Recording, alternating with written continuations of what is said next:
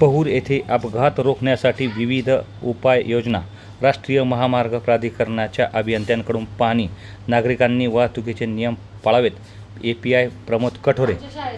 Pahur police station हद्दीतील वाढत्या अपघातांच्या पार्श्वभूमीवर राष्ट्रीय महामार्ग प्राधिकरण आणि पोलीस प्रशासनाने संयुक्तपणे विविध उपाययोजना राबवण्याचा निर्णय घेतला आहे. वाकोद ते भराडी फाटा दरम्यानच्या अपघातग्रस्त ठिकाणांची प्रत्यक्ष पाहणी करून तातडीने सुरक्षाविषयक कामे करण्याच्या सूचना देण्यात आल्या आहेत.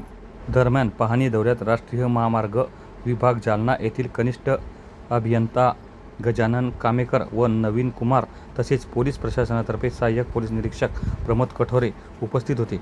यावेळी अपघात टाळण्यासाठी स्पीड ब्रेकर, रंबल स्ट्रिप्स, वेग मर्यादादर्शक फलक, स्पीड ब्रेकरवर पांढरे पिवळे पट्टी तसेच स्पीड ब्रेकरच्या 50 मीटर आधी सूचना फलक लावण्याबाबत निर्णय घेण्यात आला.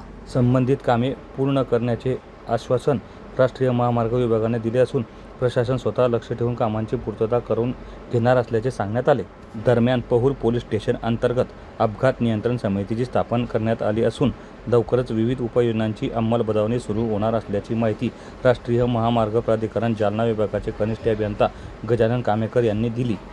श्री रवींद्र लाठे, RL न्यूज, पहूर, तालुका जामनेर, जिल्हा जळगाव.